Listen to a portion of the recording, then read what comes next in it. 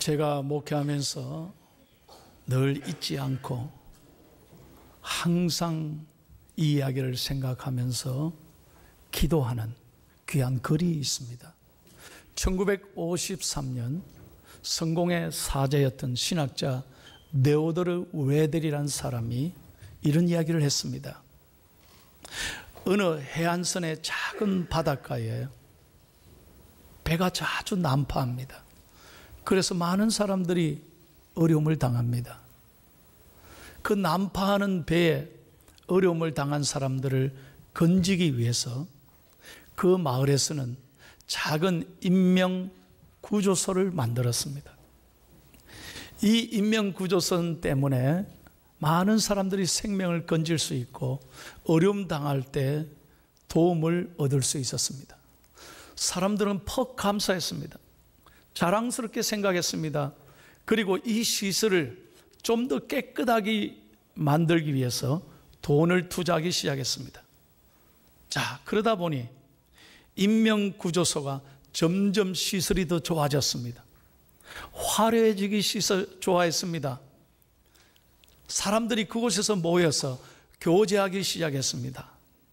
그러다 보니 그 인명구조소가 사명은 잊어버리고, 다시 말하면 사람 구하는 것은 잊어버리고 점점 우리 여기서 먹고 마시고 재미있게 지내자, 이런 좋은 곳이 어딨냐, 다시 말하면 현대판 사교 클럽으로 변질되고 말았습니다.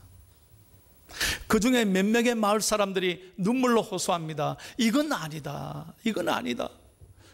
이 인명구조소를 원래 목적대로 우리 가자. 마을 사람들이 호소했지만 마을 사람들의 마음은 이미 바뀌어졌습니다.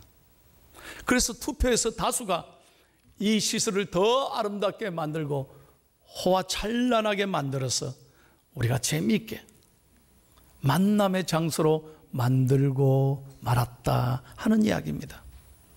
여러분, 오늘 이 얘기는 무엇에 관한 이야기이겠습니까? 여러분은 이 얘기 들으면서 어떤 생각이 드십니까? 그렇습니다. 교회에 관한 이야기입니다. 교회의 존재 목적은 하나님께서 교회를 세울 때는 선교에 있습니다. 생명을 구원하라고 하나님이 교회를 세운 줄로 믿습니다. 그런데 오늘날 교회가 시설을 점점 투자하면서 현대화하고 고급화하고 말았습니다. 만남이 좋고 편하고 즐겁습니다. 그러다 보니 생명을 구원하는 건 잊어버리고 본래의 목적은 잊어버리고 여기가 좋사오니 우리끼리 좋사오니 그러면서 사교의 장소로 교회가 타락하고 만 것입니다. 저는 두렵습니다. 그리고 목사로서 늘 기도합니다. 포항중앙교회, 이 71년의 아름다운 역사를 가진 교회가 하나님의 촛대가 옮겨지지 않도록 생명을 구원하는 교회가 되어야 될 줄로 믿습니다. 그게 하나님이 우리 중앙교회를 향하신 뜻입니다. 사랑하는 여러분, 우리 인생 아무것도 아니에요. 언제 하나님 앞에 갈지 몰라요. 어떤 일이 일어날지 아무도 모릅니다. 어제도 저는 신방을 갔습니다. 엊그저께 출근하는 우리 집사님이 오토바이를 타고 가다가요, 포항제철로 가다가 앞에 차가 그냥 받아가지고 큰 사고를 당했는데 다행히 다리만 다쳐서, 정말 천만다행히 다리 수술만 하셔서 제가 어제 급히 뛰어갔어요.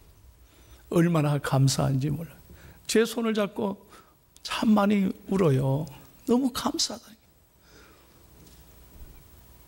여러분, 울산 포항 고속도로 잘 아시죠? 저도 종종 탑니다. 여러분, 이 울산 포항 고속도로에 터널이 몇 개 있는지 아십니까? 48개 있습니다. 알고나 다니세요. 굉장히 긴 터널도 있는데 지난 22일 날 금요일 날 낮 12시 22분 저는요 설교하기 위해서 이런 걸 절대 안 잊어버려요. 22분의 8톤 트럭의 이 트럭이 범계 2터널, 범서 2터널, 거기서 울산에서 포항으로 오다가 화재가 난 거예요. 뉴스 안 보셨습니까? 뒤따라오던 20명이 트럭에 화재가 나니까 갇혀버린 거예요. 3시간 동안 그 지옥 같았답니다. 안개가 차고 불이 막 번지니까 막 유독 가스가 막 나면서 이곳 들어가기도 못하고 나오지도 못하고. 정말 다행스러운 것은 이 범서 이 터널이 가장 짧은 터널이었다는 거예요. 600m밖에 안 됐대요. 그래서 다행히 그 차량이 잘 그래도 백해서 빨리 수리해서 뒤로 나와서 한 사람도 인명피해가 없고 단 3명만 병원에 가서 치료받고 나머지는 다 생명을 건졌다는 거예요. 참 하나님 은혜죠. 그 중에 한 시민이 인터뷰하는데 이런 얘기를 하는 거예요. 나는 오늘 죽는 줄 알았습니다. 내 인생에 이런 날이 있을 줄은 정말 몰랐다는 거예요. 만약 우리 같으면 어떻게 하시겠어요? 끔찍한 공포와 두려움 아니겠습니까? 여러분, 아하, 인생이 이럴 수도 있겠구나. 그렇습니다, 여러분. 만약에 그럴 때 하나님 앞에 선다면, 하나님 너 뭐 하다 왔냐 물으신다면 어떻게 하시겠어요? 이 다음에 예수님을 만나면 우리 뭐라 말할까? 그때에는 부끄러움 없어야지. 후회가 없어야 될 거 아니에요. 언제 부르시든. 사랑하는 여러분, 오늘 우리 모두는 그리스도의 사랑에 빚진 자입니다. 믿으시면 아멘. 하나님의 사랑 때문에 여기까지 왔습니다. 그리고 우리는 하나님의 은혜 받는 자녀가 되고 예배하는 자가 되고 오늘 죽어도 천국 가는 줄로 믿습니다. 이건 나만 위해서 하나님 주신 은혜입니까? 나 혼자 잘 먹고 잘 살라고? 아니잖아요. 우리 교회와 저와 여러분에게 주시는 하나님의 꿈이 있습니다. 하나님의 목적이 있습니다. 그게 뭡니까? 세상 끝날까지 우리는 하나님의 사랑을 나누고 베풀고 전하라고 우리에게 이 은혜를 주신 줄로 믿습니다. 이거 잊어버리면 안 된다는 거예요. 왜 교회 나오십니까 도대체? 왜 예수 믿습니까? 이 하나님의 사랑을 전하라고 주신 하나님의 은혜인 줄로 믿습니다. 자, 오늘 사도 바울이요, 복음을 전하다가 이제 자기는 소아시아로 가고 싶었습니다. 브르기아와 길르기아 땅을 지나서 무시아에 이르러서 이제 드로아로 갈 것이냐 비두니아로 갈 것이냐 고민하는데 그날 밤에 하나님이 환상을 보여줍니다. 그게 본문 말씀입니다. 9절 말씀 다 같이요. 시작.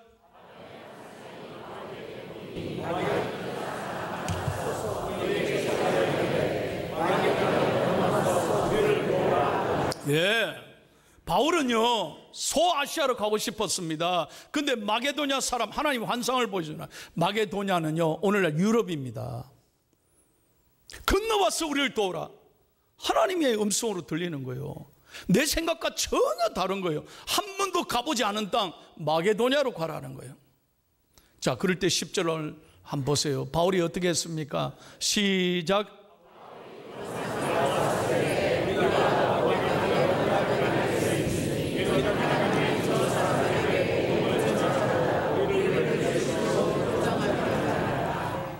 성경을 잘 보세요, 여러분. 바울이 하나님 앞에 물었습니까? 하나님 앞에 따졌습니까? 하나님 잠깐만. 왜 이러십니까? 하나님, 마게도냐가 어디입니까? 왜 그리로 가랍니까? 물었습니까? 따졌습니까? 아닙니다.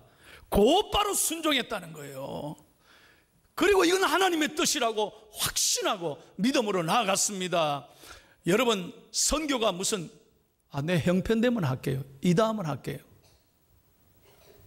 그런 사람처럼 선교 절대로 못합니다. 이다음에 한다. 여러분 됩니까? 여러분 지난날 살아오면서 하나님의 사랑 내가 좀 갚아야 되는데 그런 마음 드셨는데 지나올 때가 얼마나 많았습니까? 지나오니 하실 수 있었습니까? 아니에요.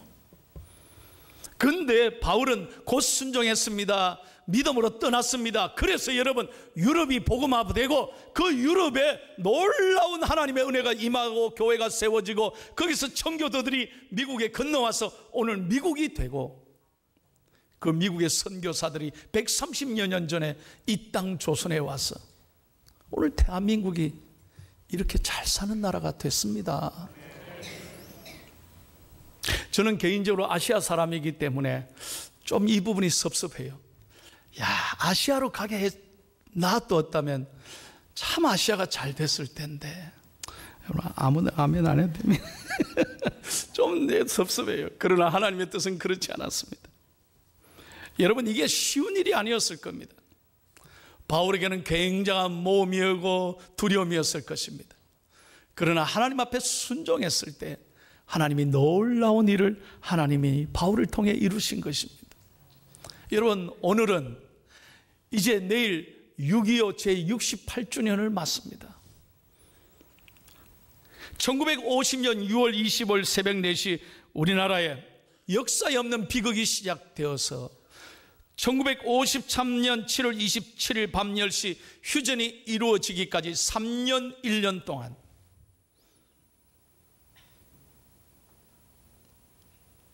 여러분 잘 들어보세요. 우리 국군이 18만 5천 명, 유엔군이 3만 8천 명,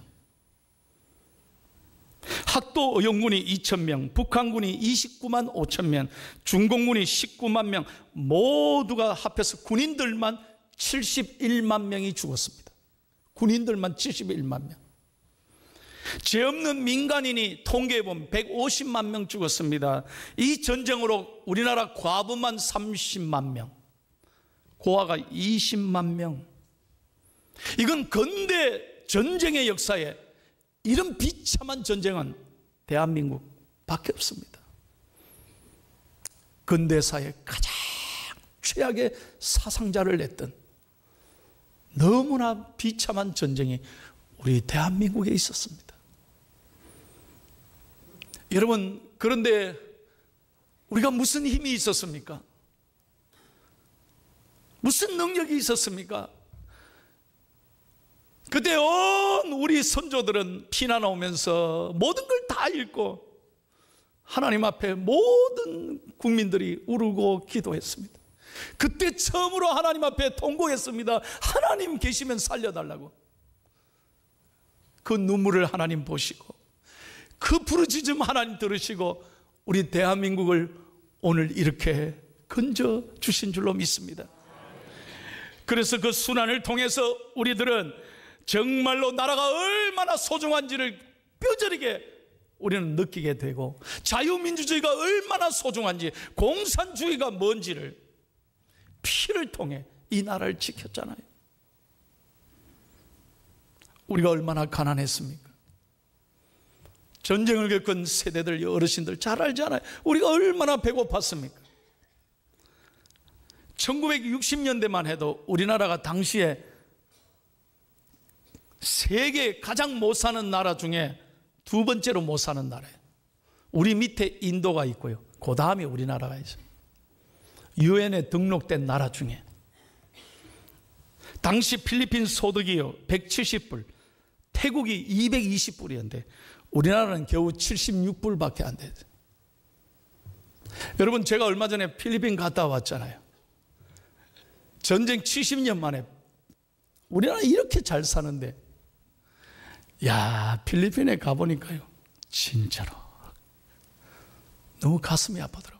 70년 전에만 해도 이렇게 잘 살았던 나라가 어떻게 이렇게 어렵게 됐나. 여러분, 2017년 우리나라 통계가 국민소득 1인당 GDP가 27,633달러입니다. 내일 모레 3만 달러를 눈앞에 두고 있습니다. 별로 좋아도 안 하시네요. 경제 규모가 세계 11위입니다. 10대 경제 대국 중에 한 나라가 됐습니다. G7도 세계 최고의 G7 잘 사는 선진국도 우리나라를 무시 못합니다. 이제 그만큼 하나님이 대한민국을 이렇게 복 주셨습니다. 이건 우리가 잘나서가 아니라 전적인 하나님의 은혜인 줄로 믿습니다. 왜 이런 은혜를 주셨는가 한번 생각해 보세요. 우리가 무슨 힘이, 무슨 능력이, 이 땅에 무슨 자원이 있고 우리가 해결할 수 있는 힘이 있었습니까? 그런데도 왜 이렇게 축복해 주셨나? 여러분 잘 생각해 보십시오. 저는 이번에 남북 정상회담, 북미 정상회담을 보면서 정말 며칠 전만 해도 전쟁의 위가 눈앞에 와 있었는데 하나님이 우리 민족의 기도를 들으시고 우리 온 교회인들의 새벽 기도를 들으시고 얼마나 하나님께서 이 민족의 평화 통일의 꿈을 주셨습니까? 할렐루야. 왜 이런 은혜를 주셨는가? 여러분 절대로 잊지 말아야 돼요. 하나님은 우리를 통하여, 우리 대한민국을 통하여 하나님이 여전히 하실 일이 있는 거예요. 그것은 뭐냐? 세계 선교의 앞장서는 자랑스러운 제사장 나라가 되라는 것입니다. 여러분 기억하십시오. 하나님이 주신 은혜를 나누지 않고 베풀지 않으면 하나님 그 축복을 빼앗아 가버리는 거예요. 저는 목회하면서 봅니다. 여전히 자기밖에 모르는 사람, 이기적인 사람은 하나님이 그 복을 끊어버리더라고요. 막더라고요. 그런데 정말 하나님의 사랑을 어렵지만 나누고 베풀고 더 어려운 사람을 생각하고 사랑하면 하나님이 그 자손에게 정말 말할 수 없는 축복을 주는 것을 똑똑히 저는 목회하면서 경험했습니다. 여러분 가정이 그렇게 쓰임받기를 축복합니다. 사랑하는 여러분, 오늘 68주년 6.25를 내일 맞으면서 다시 한번 말씀드립니다. 이제 우리 대한민국은 영적으로 일어서야 합니다. 교회가 회복되어야 합니다. 저 북한에도 찬송이 울려 퍼지고 교회가 세워지고 복음적 평화 통일이 이루어지는 그날까지 우리는 다시 한번 기도를 결단하고 기도하기를 쉬는 죄를 범하지 말고 이 대한민국에게 이 은혜를 주신 하나님께 감사하면서 끊임없이 나누고 베풀고 선교해야 될 줄로 믿습니다. 찬송합니다. 어두운 밤 마음에 잠겨 역사의 옷 짙었을 때에 계명선 동쪽에 밝아 이 나라 여명이 왔다. 고요한 아침의 나라 이 속에 새롭다. 이 삶 속에 얽혀 이 땅에 생명탑 놓아간다. 할렐루야. 하나님이 우리 민족을 자랑스러운 동방의 예루살렘으로 더욱 귀하게 사용하실 줄로 믿습니다. 여러분 역사에 보면, 통계에 보면 1900년대 기독교 선교사가 총 숫자가 13,600명이었대요. 그때 제일 많이 선교사를 보낸 나라가 영국이었습니다. 1900년대 그 영국의 출신이 5,900명, 미국 출신이 4,000명 밖에 되지 않습니다. 그런데 오늘날 영국 선교사들은 다 철수했습니다. 그러니 영국이 해가 지지 않는 나라가 아니라 해가 져버렸어요. 영국의 교회들이 다 무너졌어요. 역사에 보십시오. 선교하지 않는 민족은 하나님이 축복을 닫아버리는 거예요.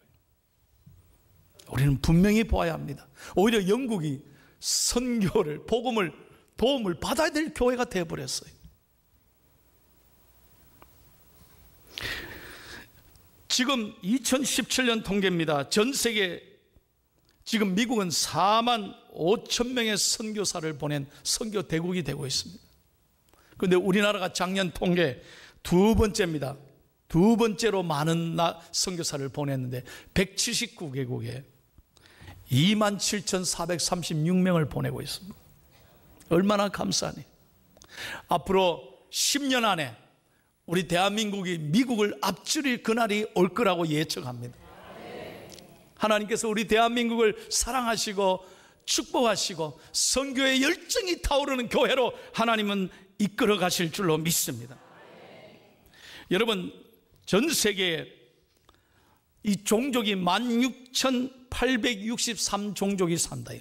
참 많죠. 종족 수가 18,000개 됩니다. 그 중에 예수의 옛자도 못 듣는 종족, 아직까지도 예수의 옛자도 못 들어본 종족이 무려 6,997종족이 있는데, 세계 인구의 숫자로 따지면 31억 인구가 절반이 아직도 예수님을 모르고 있다는 거예요. 누구의 책임입니까? 오늘 교회의 책임이고 저와 여러분의 사명인 줄로 믿습니다. 이를 위하여 우리가 끊임없이 오늘 건너와서 우리를 도우라는 이 하나님의 음성 듣고 우리는 선교를 가슴에 품고 그리스도의 계절이 오는 그날까지 우리 대한민국을 위해 기도하고 선교를 위해 기도하는 저와 여러분이 되어야 될 줄로 믿습니다. 설교를 마치겠습니다. 제가 종종 말씀드리는데 여러분 서울에 가시면 꼭 이곳에 방문을 한번 하십시오. 양화대교 옆에 양화진이라는 곳이 있습니다. 서울에. 그게 외국인 선교사의 묘지가 있는 곳입니다. 양화진. 한번 꼭 가셔서 이 땅에 132여 년 전에 조선을 찾아왔던 선교사들, 그들의 얼마나 죽음이 숭고한지 한번 돌아보십시오. 그 중에 제가 한 분을 소개합니다. 루비 캔드릭이라는 선교사입니다. 여성입니다. 1883년 미국 텍사스에서 태어났습니다. 1905년 미국 캔사스 여자 성경학교를 졸업하고 그는 하나님 앞에 기도하다가 25살의 나이에 꽃다운 아가씨가 조선에 왔습니다. 개성에 와서 복음을 전하다가 급성 맹장염에 걸려서, 그 당시에 무슨 우리 병원이 있었습니까? 치료가 있었습니까? 채 1년밖에 되지 않았는데 26살의 나이로 세상을 떠났습니다. 그녀가 죽기 전에 엄마 아버지에게 그리고 텍사스 선교본부에게 이런 편지를 썼습니다. 만일 내가 죽거든 여러분, 내 뒤를 이어서 텍사스에 선교하고 기도하는 여러분, 이 조선에 내 뒤를 이어서 20명, 30명 이 조선에 보내주십시오. 조선을 위해 기도해 주십시오. 그리고 엄마 아버지에게 이렇게 편지했습니다. 아버지, 어머니, 어쩌면 이 편지가 마지막일 수도 있습니다. 제가 이곳에 오기 전 뒷뜰에 심었던 한 알의 씨앗이 자라서 이제 내년이면 온 동네가 꽃으로 가득하겠지요. 그리고 또 다른 씨앗을 만들어 내겠지요. 저는 이곳에서 작은 씨앗이 되기로 결심했습니다. 제가 씨앗이 되어 이 땅에 묻히면 조선 땅에는 많은 꽃들이 피고 그들도 여러 나라에서 씨앗이 될 것입니다. 저는 이 땅에 저의 심장을 묻겠습니다. 저는 조선을 향한 저의 열정이 아니라 하나님께서 조선을 향해 가지신 열정을 알게 되었습니다. 아버지, 어머니 사랑합니다. 이것이 마지막 편지였습니다. 그의 묘비를 다시 한번 보여드릴까요? 이 루비 캔드릭의 묘비에 보면 잘 보이십니까? 뭐라고 써있냐? If I had 1,000 lives to give, 내가 1,000개의 목숨을 가지고 있다 할지라도 Korea should have them all, 나는 코리아를 위하여 내 모든 것을 바치리라. 너무 영어를 잘해서 해석이 안 됐습니까? 내가 1,000개의 목숨이 있더라도 그 1,000개를 기꺼이 조선에게 바치리라. 그래서 대한민국이 이렇게 복받은 것입니다. 이 사랑을 잊으면 안 돼요. 우리 민족이 이제 나누고 베풀고 우리도 온 세상을 향하여 깨어 기도하고 선교해야 될 줄로 믿습니다. 나라와 민족을 사랑하고 세계를 그리스도의 심장으로 사랑하는 저와 여러분 되시기를 예수님의 이름으로 축원합니다.